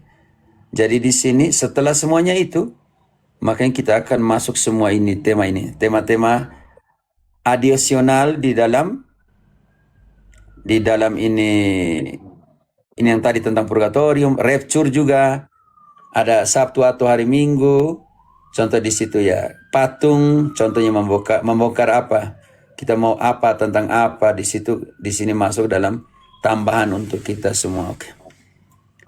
Kenapa 6 dalam gereja, 10 alasan Petrus di Roma, contohnya 7 gereja dalam kitab Wahyu, 5 alasan Petrus batu karang, contoh tentang bunuh diri dalam pengertian. Oh, yang saya mau tentang patung sedikit ya, ini. Boleh punya patung, bolehkah kita memiliki gambar atau patung? Dalam konteks patung, dalam definisi simbolis berhala atau apa yang ada di orang Yahudi sampai ke kita seperti apa, konteks Keluaran 20 yang selalu dipakai seperti apa, supaya paham itu, tabut perjanjian, gambar evolusi teologis Kristus dan semuanya. Oke teman-teman. Lalu orang kudus, doa orang benar, apa yang kamu mau ya? Yesus dibaptis karena apa? Ini penting sekali. Orang pikir Yesus dibaptis menjadi contoh pembaptisan orang besar, tapi bukan. Yesus dibaptis karena pergeseran paradigma dari Yahweh Tefillah Mike kepada nanti pentabisan Yesus sebagai Imam Agung. Oke. Seperti itu ya teman-teman banyak sekali tema yang harus dibagikan kepada kalian semua. Semangat deh. Kakak Aldo, sudah ada pertanyaan lagi? Yang pasti besok ke gereja Katolik. Puji Tuhan, siap. Tapi jangan bilang karena kami yang paksa kau gereja Katolik, kau pergi seperti Scott Ame ya, pergi lihat misa itu seperti apa. Oh, Sebelum ini Romo. Misa dalam Alkitab, oke? Misa Wahyu dan misa itu, yang misa itu ini edisi spesial tentang misa ini penting sekali teman-teman. Kalian tidak lihat tapi tidak apa. Tentang Ekaristi ini nih. Ekaristi di sini ada 4 tema tentang Ekaristi. Yang salah satunya kalau engkau mau tahu apakah Ekaristi itu dalam kitab suci atau tidak, oke? Ini. Kitab suci yang hidup mengungkap akar Alkitabiah dalam misa Katolik. Sangat Alkitabiah, oke? Sangat Alkitabiah. Yang Protestan punya tidak mengerti dari mana struktur ibadahnya Protestan itu, dari mana, bingung. Dalam nama Bapa, Matius 28:19. Amin, Wahyu. Tuhan sertamu, Filipi 1, 2 Korintus, apa semua. Perbagian. Saya mengaku, Mazmur 32, Mazmur 51. Kyrie eleison, Tuhan kasihanilah, Mazmur 6, Mazmur 51. Christe eleison, orang kasihanilah kami, Kristus anak Daud. Semua ada. Mada kemuliaan, Lukas 2:14, Ibrani 12, semua ada kemuliaan kepada Allah di tempat yang maha tinggi. Kami uji engkau, kami berkati engkau, semua ada ayat kitab sucinya. Pengakuan iman Allah Bapa, Yesus Kristus, Roh Kudus, gereja punya dasar. Penting sekali ya. Tritunggal Maha Kudus dan juga gereja. Efesus 4:4 selanjutnya kita bisa temukan di situ. Persiapan persembahatan melanjutkan tradisi para nabi. Imam memberkati persembahan diambil langsung dari doa-doa perjanjian lama, Tobit 85 dan Daniel 3:26. Imam mencuci tangan secara diam-diam, bersihkan kejahatan sepenuhnya, bersihkan semua dosa ketika mengatakan itu ketika cuci tangan langsung dari Mazmur 51 ayat 4. Kudus ada di mana? Yesaya ada, Wahyu ada, Matius ada. Doa syukur agung, pencurahan Roh Kudus, epiklesis ada, semua dasar biblisnya. Konsekrasi mengulangi sejarah keselamatan, roti 1 Korintus, Matius, Markus, anggur 1 Korintus, Matius, Markus, Lukas, sama seperti yang dilakukan oleh Melkisedek. Ritus komuni, berdoa dengan kata-kata Kristus, Bapa kami, Agnus Dei, anak domba yang menghapus dosa dunia, doa perwira Romawi, Tuhan saya tidak pantas datang kepada saya, Matius 8:8. Ritus penutus, diutus dalam dunia, liturgi, pergilah dalam damai, Alkitabiah Yohanes 20:29, damai sertamu menyertai kamu, liturgi syukur kepada Allah dijawab dalam liturgi Alkitab 1 Tesalonika 3:19 sebab ucapan syukur yang dapat diberikan kepada Allah bagimu. Misa adalah Alkitab suci yang disuarakan. Ingat itu. Tapi Protestan punya struktur ibadahnya dapat dari mana tidak tahu. Engkau mau ikut yang mana ini, Aldi? Yang sesuai dengan Alkitab atau yang karang-karangan para pendeta? Yang jelas yang satu kudus dan apostolik, Katolik dan Kau pergi ke gereja dulu. Kau pergi misa besok baru setelah kau komentar, oke? siap Romo. Ya, sudah lama sekali saya cari, tapi bersyukur ya di umur saya 22 tahun ini saya udah bisa membedakan. Engkau anak-anak mana? Engkau Ambon atau Papua? Orang Maluku saya. Iya, Ambon. Makanya engkau bicara omong tadi logat itu sebenarnya pasti antara dua itu. Dari Seram Romo. Oh, engkau dari sana. Ya, Ingat bahwa kekatolikan kuat di sana pernah menjadi kekuatan itu sebelum VOC menggantikannya dengan Calvinis, oke? Iya ya. Kafe jadi enggak lu kawin dengan engkau saya kalau kau laki-laki kan enak tuh batang dengan batang. Kalau dari keluarga sih semua orang karismatik, kalau dari bapak, terus dari mama semua Protestan. Cuma baru saya sendiri yang mau jadi Katolik. Ayo, saya bukan kami yang paksakan. Janji ini untuk siapa saja? Bantu dulu DC. Kisah 2 ayat 39. Janji ini untuk siapa? Sebab bagi kamulah janji itu dan bagi anak-anakmu dan bagi orang-orang yang masih jauh, yaitu sebanyak yang akan dipanggil oleh Tuhan Allah kita. Sekarang ayat 46. Siapa yang menambahkan dalam gereja? Dengan bertekun dan dengan sehati, mereka berkumpul tiap-tiap hari dalam bait Allah. Mereka memecahkan roti di rumah masing-masing secara bergilir dan makan bersama-sama dengan gembira dan dengan tulus hati, sambil memuji Allah, dan mereka disukai semua orang, dan tiap-tiap hari Tuhan menambah jumlah mereka dengan orang yang diselamatkan. Oke. Tuhan yang menambahkan dengan orang yang diselamatkan, bukan kami ya? Alde, Iya Romo. itu bukan Iya, keputusan kami, oke? Bukan juga kami paksa engkau. Saya juga hanya hamba kecil dari Sang Sabda yang besar, hanya omong tentang kitab suci. Engkau yang ambil keputusan. Berbahagialah mereka yang diundang ke dalam perjamuan anak domba. Aku berdiri di depan pintumu. Wahyu 3 ayat ke-20. Siap-siap Wahyu 19 ayat 8. Kalian berdua baku bagi. Irlin engkau dulu. Wahyu 3 ayat ke-20. Wahyu 3 ayat 20. Oke, ayat 20. Lihat, aku berdiri di muka pintu dan mengetuk. Jikalau ada orang yang mendengar suaraku dan membukakan pintu, aku akan masuk mendapatkannya, dan aku akan makan bersama-sama dengan dia, dan ia bersama-sama dengan aku.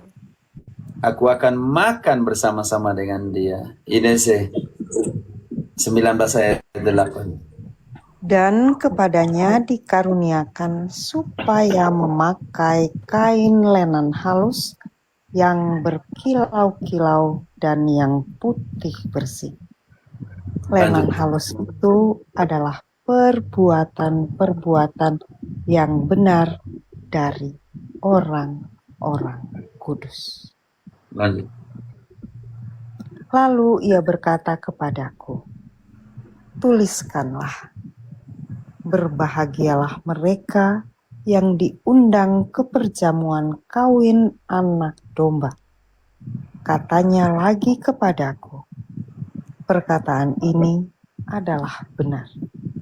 Lanjut, walaupun saya tidak layak. perkataan Lanjut, benar. walaupun saya tidak layak. Lanjut. Maka tersungkurlah aku di depan kakinya untuk menyembah dia.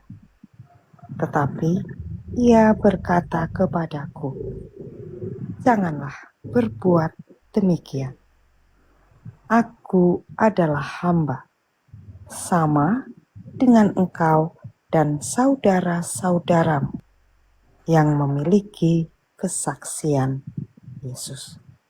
Aku hanyalah hamba di Sembahlah hadapan, cukup. Aku hanyalah hamba kecil di hadapan takhta kebesaran Allah. Dan ingat bahwa gereja Katolik tidak akan hancur karena dosa dari satu orang hambanya.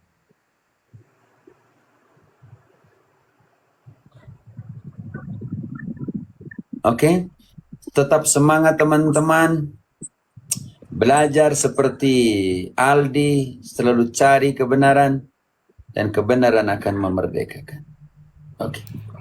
Yesus bilang, kalau pemimpin-pemimpin agama tidak melakukan apa yang mereka perbuat, maka ikutilah ajaran, tapi jangan ikut perilakunya. Satu orang tidak ajar lagi di sini, gereja Katolik tidak mati. Di sini ada Celo, Sepadek, ada semua awam-awam yang lain yang akan melanjutkan. Tidak masalah. Tidak akan masalah. Oke? Seperti itu. Celo, aku suruh kasih mati kau punya apa? Omong bisa Pak Ade omong. Saya tidak enak saya sendiri. Ada teman-teman kalian omong. Oh ya, selamat malam semua. Saya ke belakang sedikit. Malam Pak. Saya Pater Celo SVD. Saya adik kelasnya Pater Cafe. malam Pater, salam kenal, saya Salam Indri. kenal. Malam Saya Pak. tugas di Kalimantan Timur. Siap, Oke. lanjut. Soal saudara Aldi tadi,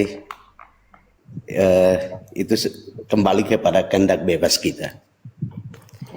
Ada satu pesan seperti yang disampaikan bahwa ketika kita berusaha untuk belajar tentang ajaran agama, kita mesti menjadikannya sebagai kekuatan bagi diri kita untuk menjalani hidup ini deh. Jadi apa yang kita ajarkan, apa yang kita pelajari, kita wujudkan secara nyata di dalam kehidupan kita setiap hari. Jangan menjadikan ilmu dan pengetahuan kita sebagai satu kesempatan bagi kita untuk menjatuhkan mereka yang lain. Jadikan itu sebagai kekayaan dalam dirimu untuk terus berbagi kasih dan kebaikan kepada semua orang. Itu juga untuk kita yang lain. Biarlah mereka terus berkuar, kita tetap belajar untuk dewasa di dalam iman dan jalankan secara nyata apa yang Tuhan mau untuk kita bagikan kepada sesama kita. Banyak orang berdoa, tetapi tidak semua orang bisa mewujudkan doanya secara nyata di dalam kehidupan setiap hari. Jadi untuk kita semua tanpa terkecuali saya pun sama saja belajar dan berusaha untuk mewujudkan walaupun belum sempurna. Kita bisa berbicara, tetapi terkadang kita sulit untuk mewujudkannya atau mempraktekannya di dalam kehidupan kita setiap hari. Tidak perlu lari jauh-jauh, mulai dari dalam rumah kita masing-masing. Kita berdoa tentang doa Bapa kami atau doa-doa yang lain, atau kita membaca kitab suci dan lain sebagainya. Tapi kalau dengan saudara sendiri, dengan orang tua sendiri, dengan keluarga sendiri, kita tidak bisa berbaikan, tidak bisa saling sayang, hidup kita atau iman kita tidak ada artinya. Iman tanpa perbuatan itu mati. Jadi ini yang bisa saya bagikan untuk kita semua. Terima kasih. Terima kasih, Pater. Terima kasih, Pak. Siap Aldi, tetap keputusan bebas. Jadi belajar tentang ini, tetapi untuk keputusan untuk menjadi Katolik, mau jadi Kristen Protestan, mau jadi agama apapun terserah, tidak ada paksaan. Tapi yang penting Aldi tahu bahwa apa yang dipelajari itu menjadi satu kekayaan bagi diri. Ya, betul. Oh, Sebelum iya, ambil- sama satu, Pater. Aldi Siap, kan siap, besok ke gereja toh, Pater. Oh, Besok siap. jangan komuni dulu ya. Ya, jangan komuni. Jangan komuni dulu ya. Ikut Ingat itu sembahyang saja. saja bisa, tapi tidak buat apa-apa. Doa saja. Tenangkan diri, tenangkan hati, minta petunjuk. Kalau seandainya memang jalanmu di situ, terima dan jalani itu dengan baik. Tapi kalau memang bukan di situ, jangan paksakan diri, karena akan berbahaya juga. Iya, Rom. Siap. Ya, sebenarnya udah lama pengen ke Katolik, cuman berat nih. Oh iya. Apa? Setelah saya berpikir tentang itu, Bunda Maria dulu. Dan juga Purgatori. Nah, tadi baru konfirmasi sama Romo Cafe Siap, tadi. siap. Siap. Cuma saya pengen belajar lagi lebih dalam. Ya, Ya. itu mau sekolah lah. Mau sekolah kalau umur, ya sekarang kan masih 22 tahun, kalau bisa sekolah ya sekolah. Oh ya, amat saja. Bisa belajar secara online seperti ini juga bisa, atau daftarkan diri di kampus-kampus tertentu, sekolah-sekolah tertentu untuk ikuti supaya tambah pengetahuan kita kan. Iya, Rom. Besok lusa kalau kau mau jadi SPD, kita tiap pernah tahu itu ada Pater Celo di sini. Siap. Pikirnya begitu, mau jadi Romo mungkin saya. Pernah, tapi umur 22 tuh masih bisa jadi Romo nggak itu? Masih, semua masih ada kemungkinan. Kalau sudah tua juga kasih tahu di saya, ada satu biara MSA yang Padre Apostolik, yang Santo Apostolik. Mereka itu yang Padre Ebi, mereka punya adalah panggilan terlambat, mereka terima. Di dunia ini mereka sekitar hampir 300 lebih, 400. Mereka tidak terlalu banyak, Celo. Oh iya. Oh, saya asli dari Kefa, Timur. Sah. Kayak Inggris di situ kan? No emuti, Papa. Oh, saya di Fateke. Siap. Nah, kamu orang Kefa, sama-sama kan? Siap. Ya. Pokoknya tanya di situ pasti tahu. Ide saya juga orang Kefa. No bukti kayak. Ide saya kau orang Kefa kan? Papa saya. Siap. Ah, makanya. Tapi Kayak- kalian dulu tinggal di Ende kan? Dengan Opa Felix Kosat sama. Oh iya. Kayak sesekali inkulturasi dulu kayak. Bagaimana itu? Inkulturasi dalam gereja. Ah, temanya. Oke. Nanti. Ya tema. Oke, Karena Jadi gini, Pak. oh ya, Kalau besok ke gereja tuh nggak usah langsung masuk dulu ya. kopi masuk dulu gereja di tidak dalam. apa-apa. Ya, yang penting jangan terima di komuni, dalam ya. tidak usah buat apa ini. Tidak usah ada yang komunikan, tidak usah ikut. Duduk saja ikut doanya Yang untuk saja. terima hosti kau jangan dulu, oke? Oh iya. Duduk saja ikut lihat aja. Di sini ada yang macam Filia ini dia dari Islam. Frater Kamin yang di samping engkau tuh dari Islam. Karena begini, karena kalau mau jujur, kita sendiri Ya. pakai kalender orang Katolik. Oh begitu. Iya kan? Diakuin berarti. Udah lama sadar apa baru sadar? Sudah lama sadar sih, Kak. Yang tadi saya bilang saya mau ke Katolik tapi baru berat sekali. Belum, masih orang tua, masih pikir begitu semua. Butuh pertimbangan yang matang kan. Jadi saya Mario Udah. ini ada di sini tidak ya? Kalau nggak salah udah setahun kayaknya saya pertimbangkan. Sambil Pak? itu. Mario, iya. Oh, ada yang mau tanya lain selain Ya, makanya itu tadi saya mau tanya, Pater. Pater, saya maaf, izin. Ini kan tinggal 5 menit nih, Pater. Bagaimana? Mau lanjut atau Pater mau makan siang? bisa untuk 10 menit lah. Oke. Karena kalau hari Sabtu di sini 12:15 makan siangnya. Lagi bisa party lagi 20 menit. Oke, baik.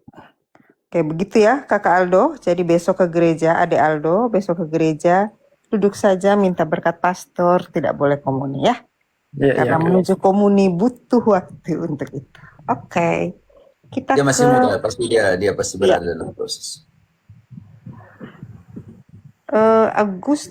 Aguste Mario. Pak Aguste, Pak Mario. Tapi kalau saya jadi Katolik pasti jadi musuh banyak juga dari keluarga. Halo, selamat malam. Oke, Ya, ini ya. Maaf, satu ayat untuk mempertimbangkan ini. Ingat bahwa Santo Paulus juga berada dalam posisi yang sama. Bantu dari Erlin. Galatia 1 ayat 13. Konsentrasi di ayat 16. Galatia 1 ayat 13, sebab kamu telah mendengar tentang hidupku dahulu dalam agama Yahudi. Tanpa batas aku menganiaya gereja Allah dan berusaha membinasakannya. Lanjut sampai 16. Dan di dalam agama Yahudi, aku jauh lebih maju dari banyak teman yang sebaya dengan aku di antara bangsaku, sebagai orang yang sangat rajin memelihara adat istiadat nenek moyangku. Tetapi waktu Ia yang telah memilih aku sejak dalam kandungan ibuku dan memanggil aku oleh kasih karunia-Nya, berkenan menyatakan anaknya di dalam aku, supaya aku memberitakan Dia di antara bangsa-bangsa bukan Yahudi, maka sesaat pun aku tidak meminta pertimbangan kepada manusia. Ingat itu. Jika Dia yang telah memanggil aku dari sana, maka sesaat pun aku tidak meminta pertanggungjawaban manusia. Apa yang dikatakan oleh orang lain, Aldi, adalah opini mereka. Tapi apa yang kau katakan tentang dirimu sendiri adalah keputusan. Oke, begitu ya, Aldi? Iya, Romo. Siap. Sudah dipikir matang-matang. Itu ada Mbak Fafilia ya. Itu dia tuh murtad, dimusuhi satu keluarganya oleh orang tuanya karena dari Islam dia masuk Katolik. Mungkin suatu saat nanti dia bisa memberikan kesaksian hidup di atas ini. Atau juga Mbak Jael. Oke.